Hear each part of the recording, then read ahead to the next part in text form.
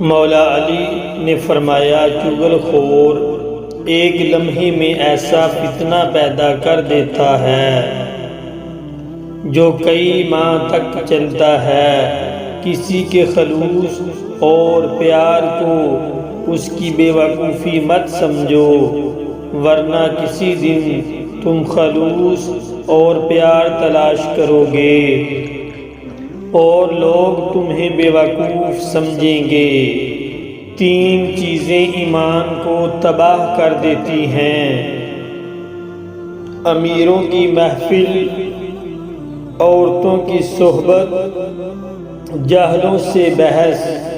مولا علی نے فرمایا، برائی کو خود میں اور اچھائی کو دوسروں میں تلاش کرو، یہی انسان کی سب سے بڑی اصلاح اور اس میں ہی فلاح ہے۔